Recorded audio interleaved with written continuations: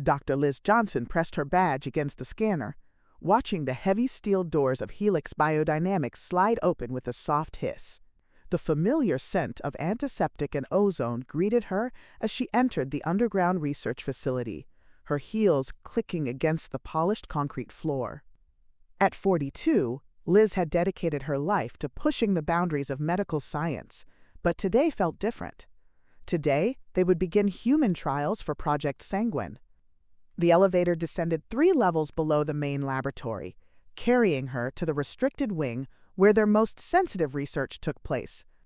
Through reinforced glass panels, she could see her team already assembled in Conference Room Alpha, their faces illuminated by the blue glow of holographic displays showing molecular structures and protein chains. "Morning, everyone," Liz said as she entered, setting her tablet on the mahogany table.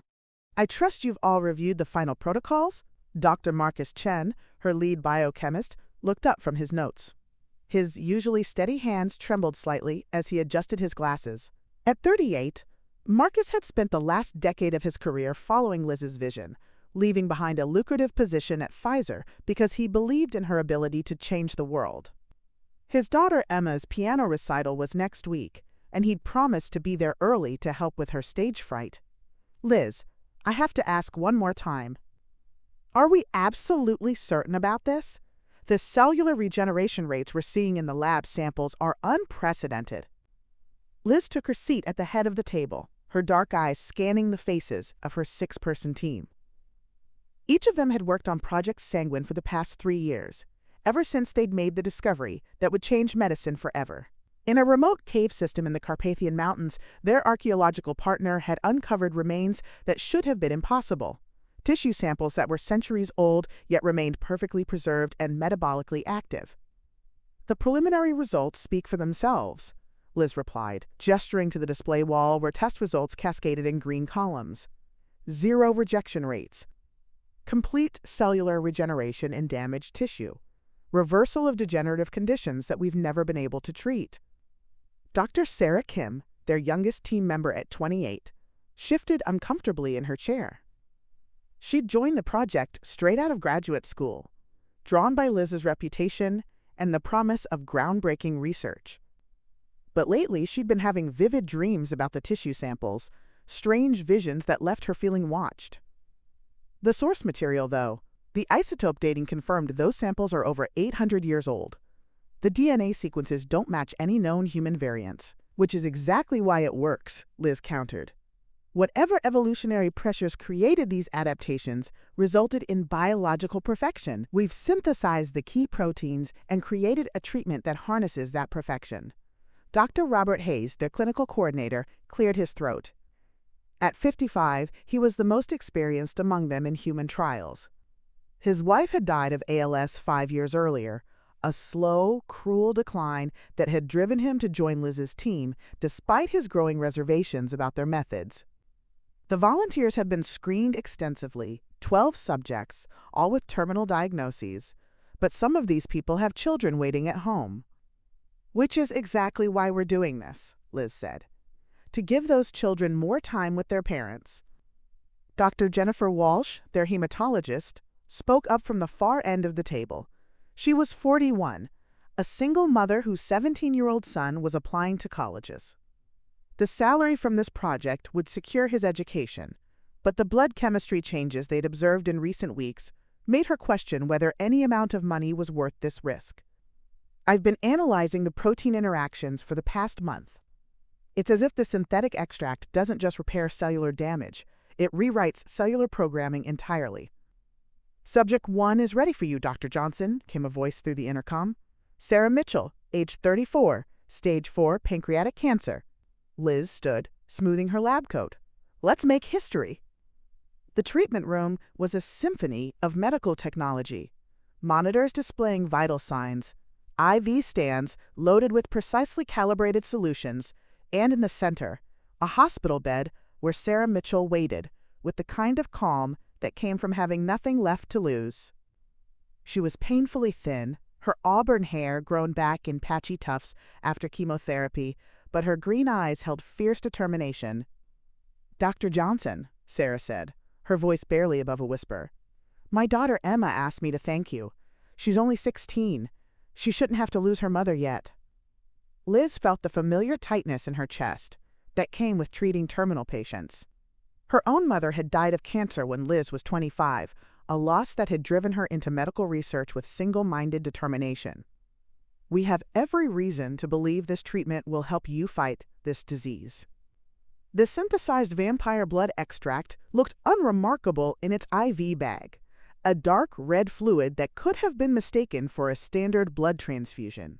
Liz checked the mixture one final time, then watched as the red liquid began its slow journey through the IV line. For the first hour, nothing happened. Sarah's vital signs remained stable, though she reported feeling unusually warm. The second hour brought the first signs of change: increased heart rate, elevated blood pressure, and complaints of intense hunger. "I feel different," Sarah said, her voice stronger than it had been in months. "Like something's waking up inside me."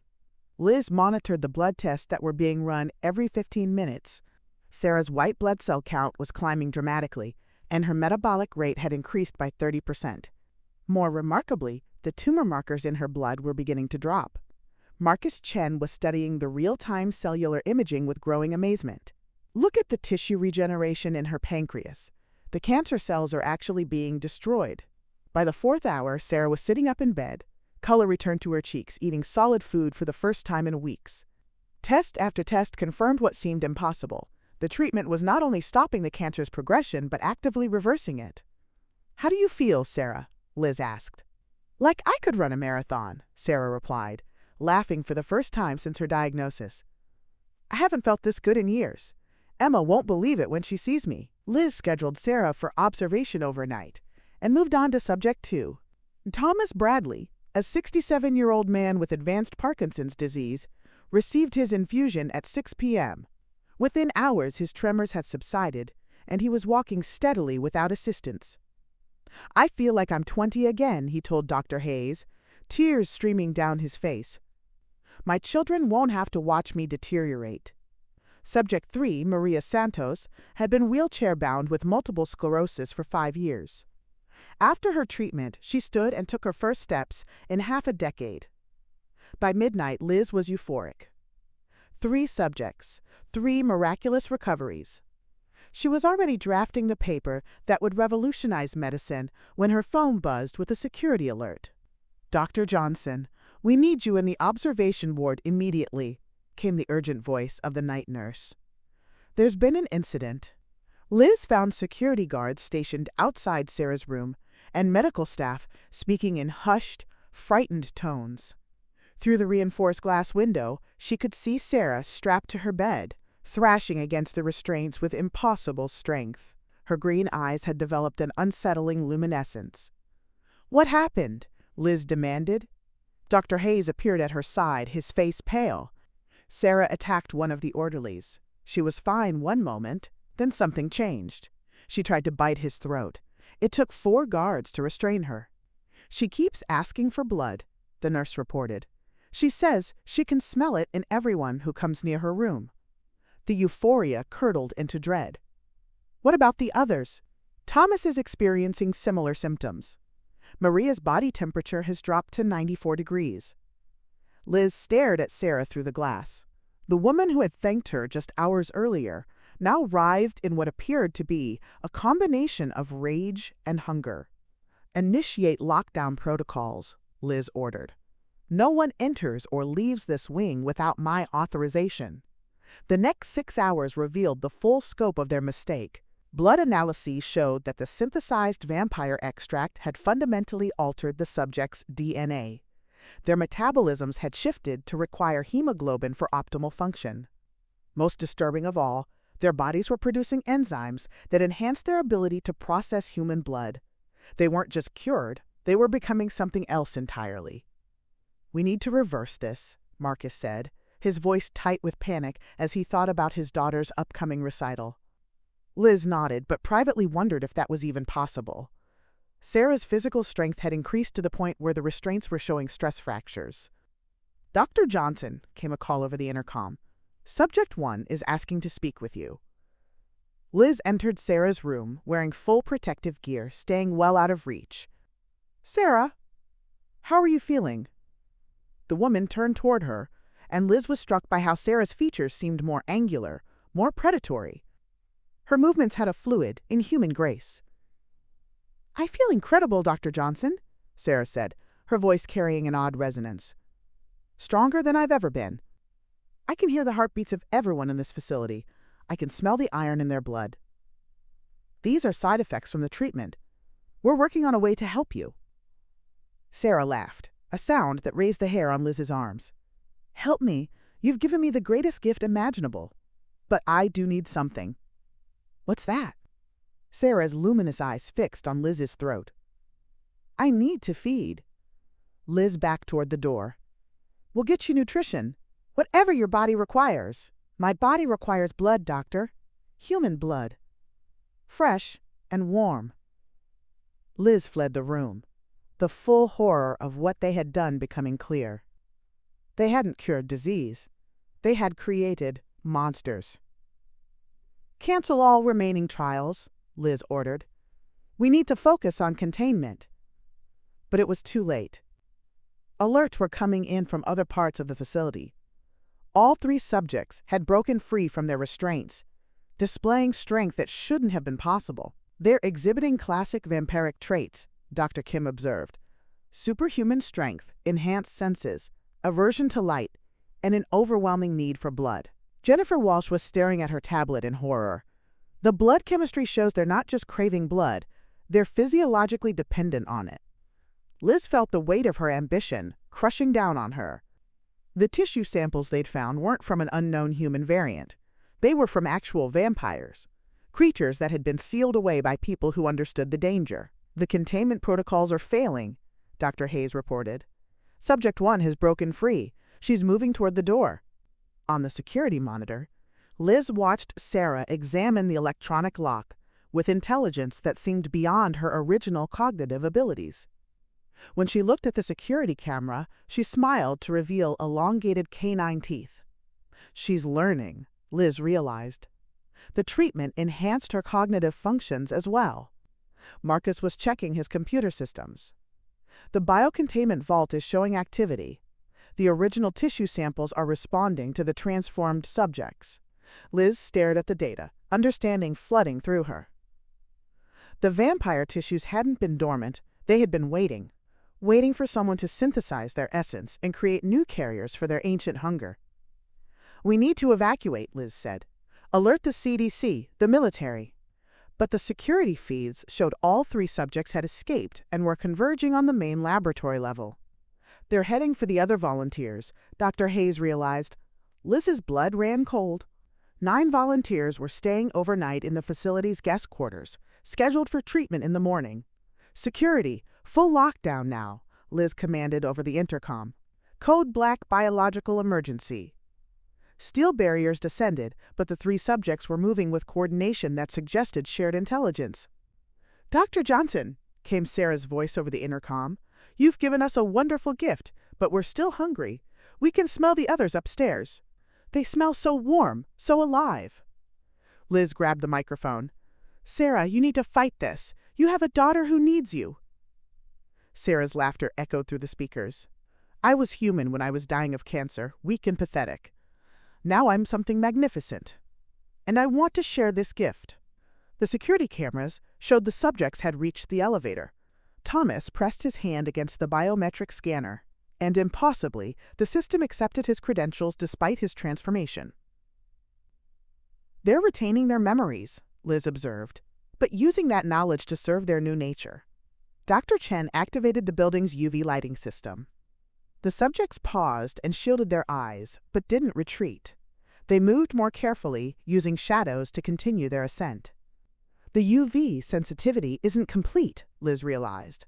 Her tablet chimed with an incoming call from the CDC. "This is Dr. Elizabeth Johnson at Helix Biodynamics. We have a Class 5 biological containment failure involving 3 subjects who have undergone radical genetic transformation. Dr. Johnson, this is Colonel Janet Morrison, U.S. AMREAD. A containment team is en route, ETA 45 minutes. "Colonel, we don't have 45 minutes." The lights went out. When emergency power restored the cameras, the corridor outside the guest quarters was empty. "Where are they?" Dr. Hayes demanded. Liz checked the biometric logs. "Guest quarters, rooms 301 through 309. All accessed in the past 60 seconds. The screaming started a moment later. 9 voices crying out in terror and pain before being abruptly cut off. Liz stood frozen, listening to her volunteers being attacked by the monsters she had created. "We have to do something," Dr. Kim said. "No," Liz commanded. "We survive this, and we make sure it never happens again." But the screaming had been replaced by new voices. 9 new voices, confused and hungry, asking questions about strange new sensations. "The transformation is happening faster with direct transmission," Dr. Chen observed. 3 subjects became 12 in minutes. Liz calculated the mathematics of horror. If the pattern continued, the facility's entire staff could be transformed within the hour. Marcus was staring at his tablet. "They're accessing the research database from multiple terminals. They're educating themselves." "Dr. Johnson," came Thomas's voice over the intercom. "We want to talk." Liz reluctantly activated the microphone. "Thomas, how are you feeling?" "Wonderful, Doctor. Better than I have in 20 years. We understand what you've given us now. My children won't have to watch me deteriorate anymore. The treatment has altered your brain chemistry. You're not the same person." "Maybe that's true," Thomas replied thoughtfully. "But the person I was before was weak and dying. The person I am now is strong and eternal. Which would you choose?" Liz heard the elevator activating, carrying its cargo toward their level. She looked at her remaining team, Marcus thinking about his daughter, Jennifer calculating her son's future, Robert remembering his wife's final words. "Barricade the doors," Liz ordered. They worked frantically, overturning tables and pushing equipment against the entrances. Liz activated the emergency beacon. The elevator chimed. "Dr. Johnson," came Sarah's voice from outside. "We know you're afraid, but there's no need to be. The transformation is pleasant. You'll feel a moment of pain and then never feel pain again." Liz checked her tablet. The original vampire tissues were displaying unprecedented activity, responding to the presence of new vampires in the facility. "The original samples weren't dead tissue," Sarah continued. "They were dormant consciousness, waiting for the right catalyst. You didn't synthesize a treatment, you performed a resurrection. We can hear their voices now, teaching us things mortals were never meant to know." Liz realized Project Sanguine had never been about curing disease. From the moment they discovered those samples, they had been manipulated by an intelligence that had survived centuries of dormancy. "You were chosen, Dr. Johnson," Thomas called out. "Your brilliance, your ambition, the ancients selected you to be their instrument of return." The doors began to buckle under superhuman strength. Liz opened her laptop and began typing frantically, uploading everything to encrypted servers worldwide. "The transformation is irreversible," she typed. "Subjects retain intelligence but lose empathy. Recommend immediate termination of all vampire-based research. Destroy all samples and burn all research." The barricade gave way and 12 figures entered. They moved with predatory grace, their eyes luminous, their features subtly altered to suggest something beautiful and terrible. "Hello, Doctor," Sarah said, approaching peacefully. "Thank you for everything you've done for us." Liz pressed send, uploading her final report. Then she stood to face the consequences of her ambition. "Sarah, you may be immortal, but you're no longer human. You'll spend eternity as a parasite." Sarah tilted her head thoughtfully. For a moment, her expression flickered, and Liz saw a flash of the mother who had spoken about her daughter. But then, the predatory intelligence reasserted itself. "That's one perspective, Doctor. But from where I stand, humanity simply needs to evolve." The transformation came with surgical precision. As Sarah's fangs pierced her throat, Liz felt the serum flow into her bloodstream, carrying regenerative properties and whispers of ancient knowledge. The change began immediately. Her cells exploded with vitality, her organs regenerated, her aging body became powerful and eternal. But with the improvements came something else, a fundamental shift that made her previous human concerns seem small and meaningless. The pain lasted only minutes, but in those minutes, Liz felt her empathy being systematically replaced with predatory instinct. She could suddenly hear her team's heartbeats, smell the iron in their blood, sense their terror. Most disturbing, their fear didn't trigger protection, it triggered hunger. "How do you feel?" Sarah asked. Liz stood slowly, marveling at her enhanced strength and clarity. She looked at her huddled colleagues, and where once she'd felt affection, she now felt something closer to how a farmer regarded livestock. "Liberated," Liz said, her voice carrying new resonance. "Like I've been sleeping my whole life." She approached Marcus, who backed against the wall. "Remember why you became a doctor?" he pleaded. "You wanted to help people." "I am helping, Marcus," Liz replied, with fluid grace. "Your daughter won't have to watch you age and decline. I can give your family forever." The remaining team members were transformed over the next hour. Jennifer was the last to change, and as her transformation completed, she smiled at a text from her son asking when she'd be home. "Soon," she typed back. "Mom has something wonderful to show you." By dawn, 47 people worked in the facility, all feeling better than they ever had. They moved with coordination, analyzing research data with enhanced abilities, and planning the next phase of their evolution. Colonel Morrison and her containment team arrived expecting disaster. Instead, they found what appeared to be a normally functioning facility where everyone seemed unusually healthy. "Dr. Johnson," Colonel Morrison said, "we received reports of a containment failure." Liz looked up from her workstation, where she was refining their transformation process with superhuman speed. "I'm afraid there was confusion in our communications, Colonel. We experienced some unexpected side effects, but we've resolved those issues." Colonel Morrison frowned, noting subtle details that didn't fit. The facility was too organized. The staff moved with unusual coordination. "I'd like to speak with your test subjects." "Of course. Sarah, could you join us?" Sarah entered, and Colonel Morrison was struck by her appearance. According to files, she should have been dying of cancer, but she looked healthier than most people half her age. "How are you feeling, Ms. Mitchell?" "Wonderful," Sarah replied with a radiant smile. "Dr. Johnson gave me my life back. I was dying 3 days ago, and now I feel like I could live forever." Colonel Morrison noted the woman's choice of words, but her radio crackled with communications from her perimeter team. "Colonel, we've lost contact with Alpha Team." Liz and her colleagues exchanged microsecond glances that conveyed volumes. They had been busy during the night. "I'm sure it's just a communication glitch," Liz said helpfully, but Colonel Morrison was moving toward the exit, instincts screaming warnings. At the entrance, she found her Alpha Team in perfect formation. "Report," she commanded. "All clear, Colonel," her lieutenant replied, though his voice had a strange quality and his eyes seemed to glow. "Johnson," Morrison called her remaining teams. "I need immediate extraction," Static answered. Behind her, Dr. Johnson emerged from the facility. "Colonel Morrison, there's no need for alarm. We've made a breakthrough that will revolutionize human existence. Your teams understand now. Soon, you will too."